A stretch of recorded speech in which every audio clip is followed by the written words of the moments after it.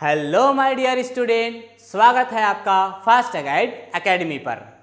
तो चलो एक नया टॉपिक जिसका नाम है आयनिक यौगिक, ये हम बात करने वाले हैं कि आखिर आयनिक यौगिक क्या है। ठीक, तो चलो बिना किसी देरी के शुरू करते हैं आज का क्लास।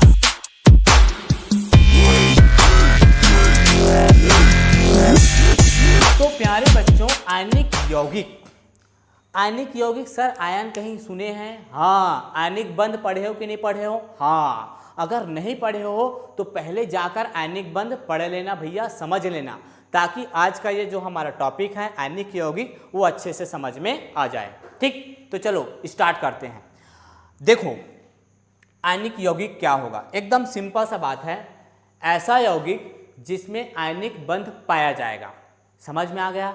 ऐसा यौगिक जिसमें आयनिक बंध पाया जाएगा उस यौगिक को आयनिक यौगिक बोलेंगे। ठीक है, अब आयनिक बंध किसमें पाया जाता है, कैसे पाया जाता है?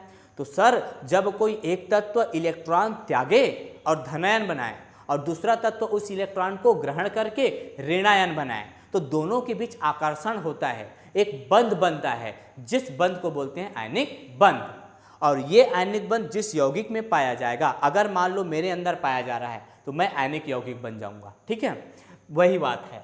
तो देखो इसकी थ्योरी परिभाषा, किसी तत्व के परमाणु द्वारा संयोजी कक्षा मतलब बाहरी कक्षा, जो भी लेन देन होगी प्यारे बच्चों बाहरी कक्षा से ही होती है, अंदर से कोई लेना देना नहीं होता है। किसी भी परमाणु के सबसे बाहर में जो भी स्थित है इलेक्ट्रॉन, उन्हीं के बीच इलेक्ट्रॉन का शेयरिंग होता है, मतलब लेना देना कहाँ होगा? सबसे बाहरी कक्षा में। ठीक है, तो बाहरी कक्षा से इलेक्ट्रॉन के त्यागे जाने, या तो वो इलेक्ट्रॉन त्यागेगा या तो वो इलेक्ट्रॉन क्या करेगा? ग्रहण करेगा। तो त्यागे जाने या ग्रहण किए जाने से कौन सा बंध बनता है? आयनिक बंध बनता है। ओके, आयनिक बंध बनता है। ठीक, और जिस यौगिक में यह आयनिक बंध बनेगा उस यौगिक का नाम क्या हो जाएगा? आयनिक यौगिक। फॉर एग्जाम्पल है आपके सामने पोटेशियम क्लोराइड, सोडियम क्लोराइड एक आयनिक यौगिक है कि नहीं? हाँ, हमने पढ़ा है। सोडियम जो है इलेक्ट्रॉन त्याग कर सोडियम धनायन बनाता है। उसी प्रकार से जो क्लोरीन होता है वो इलेक्ट्रॉन ग्रहण करके क्लोरीन निगेटिव आयन बनाते हैं। अब ये धनायन और ये ऋणायन एक दूसरे को आकर्षित करेंगे, तो एक दूसरे को आकर्षित कर रहे हैं मतलब कुछ ना कुछ बल लग रहा है, तो उस बल का नाम हो जाएगा भैया आयनिक बंध।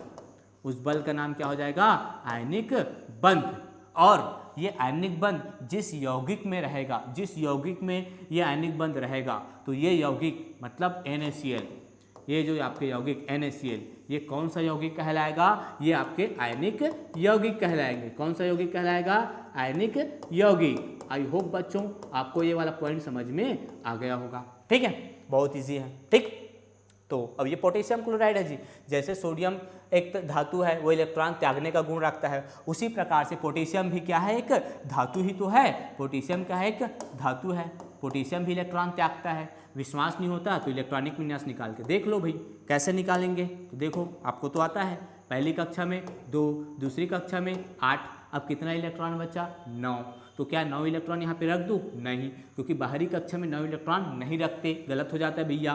तो 8 रखेंगे और जो 1 इलेक्ट्रॉन बचेगा वो सबसे लास्ट में जाएगा। ठीक, अब ध्यान से सुनिए।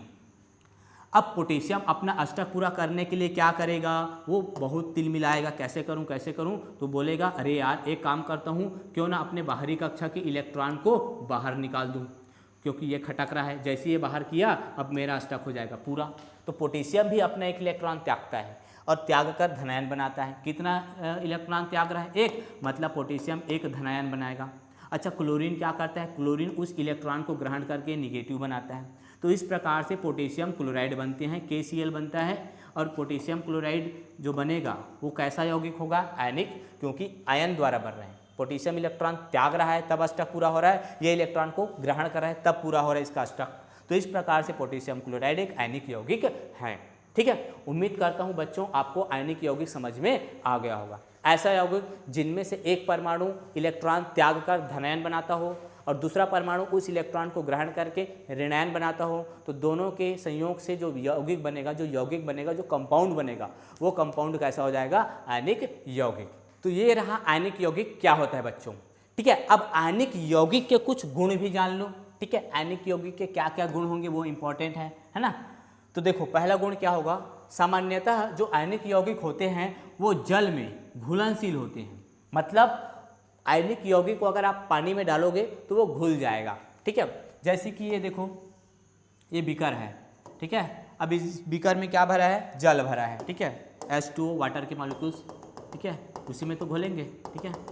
तो ये देखो वाटर के मॉलिक्यूल्स इसमें भरे हैं, ठीक है। अब कोई एक आयनिक यौगिक लाओ, ठीक है। अब आयनिक यौगिक क्या भैया, NaCl आपका एक आयनिक यौगिक है कि नहीं है, बोलो हाँ सर आयनिक यौगिक है। NaCl सोडियम क्लोराइड, नमक जी ये क्या है, नमक है, ठीक है। ये नमक का फार्मूला है, ठीक है। तो देखो NaCl को लाए और इस NaCl को इसमें डुबा दिए, तो चलो NaCl को इसमें डुबा दो। तो जैसे ही NaCl सोडियम क्लोराइड एक आयनिक यौगिक है, ये पानी में जाएगा तो ये अपने आयनों में टूटता है। आयन मतलब सोडियम किस फॉर्म में टूटता है, पॉजिटिव, और क्लोरीन किस फॉर्म में टूटता है, Cl नेगेटिव। तो इस प्रकार से जो सोडियम क्लोराइड है प्यारे बच्चों वो दो भाग है ना, दो भाग मतलब देखो सोडियम क्लोराइड को जब पानी में डालेंगे तो Na पॉजिटिव और Cl नेगेटिव के रूप में वो अपने आयनों में टूट जाता है, जिसके कारण वो पानी में क्या हो जाता है, घुल जाता है, ठीक है। मतलब सामान्यतः आयनिक यौगिक क्या होंगे, जल में घुलनशील होंगे, ओके। दूसरा पॉइंट, क्वथनांक मतलब गलनांक व क्वथनांक उच्च होते हैं। तो पहले मैं आपको ये बता दूं ये गलनांक और क्वथनांक क्या है, क्योंकि आपके लिए ये चीज़ नई है, तो ध्यान से सुनिए। गलनांक मतलब कोई भी चीज़ जिस टेम्परेचर पे गलता है या पिघलता है, गलता है या पिघलना, ठीक है, पिघलता है, ठीक है, उसे उस पदार्थ का गलनांक बोलते हैं।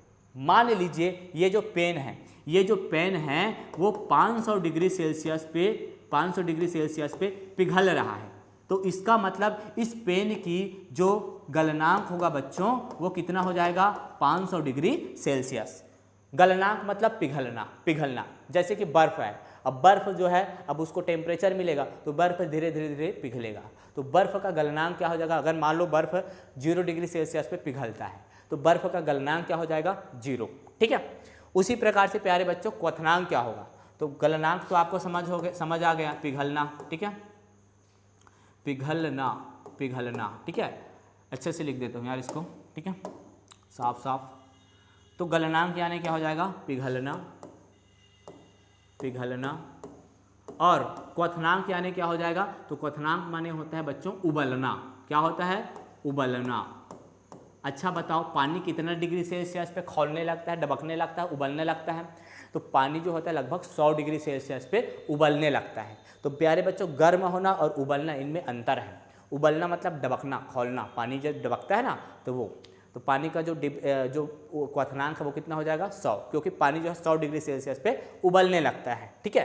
तो ये दोनों चीज़ आपको समझ में आ गया, हाँ।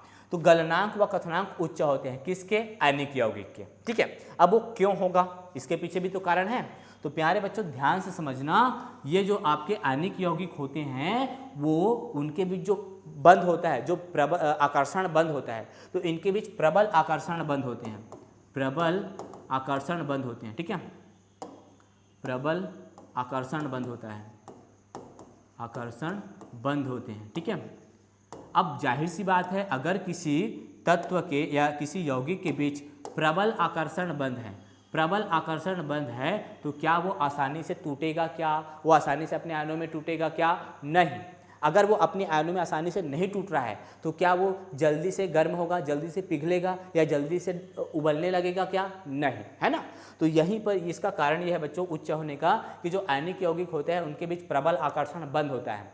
जो आयनिक बंध होगा वो बहुत ही सबसे मजबूत बंध की बात किया जाए तो वो आयनिक यौगिक का होता है, ठीक है। आयनिक यौगिक में पाए जाने वाले बंध सबसे मजबूत होते हैं, उसके बाद सहसंयोजी बंध का होता है, ठीक है।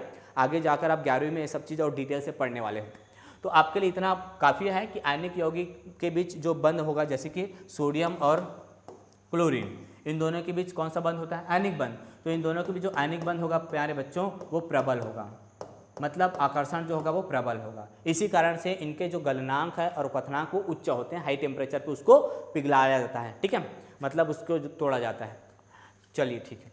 अब देखिए आयनिक यौगिक पिघली अवस्था में विद्युत के क्या होते हैं, सुचालक। मतलब देखो आयनिक यौगिक पिघली अवस्था में, मतलब आयनिक यदि सूखा है जैसे कि सोडियम क्लोराइड NaCl, ये सूखा है ऐसी, तो इस पर करंट नहीं आएगा। क्यों? क्योंकि ये अपने आयनों में उस टाइम टूटा नहीं रहता है। कोई भी आयनिक यौगिक यदि सूखी अवस्था में है मतलब वो विद्युत के कुचालक होंगे, उस पर करंट नहीं आएगा, उसको छूने से आपको करंट नहीं लगेगा, है ना, उस पर करंट का प्रवाह नहीं होगा। लेकिन इसी NaCl को अब हम पानी में डुबाते हैं। किस में डुबाते हैं? पानी में। तो प्यारे बच्चों इसी NaCl को अभी देखो सूखा है तो इसमें विद्युत का प्रवाह नहीं होगा, इसमें करंट आपको नहीं आएगी, इसमें विद्युत का कोई भी प्रवाह नहीं होगा। ठीक है। अब जैसे ही इसको पानी में डालें तो पानी में डालने से ही ये सोडियम क्लोराइड अपने आयनों में टूट गया, Na पॉजिटिव और Cl नेगेटिव। अब इसमें करंट का प्रवाह होगा, अब इसमें विद्युत का क्या होगा? प्रवाह होगा। ठीक है, विद्युत फ्लो होगी इसमें।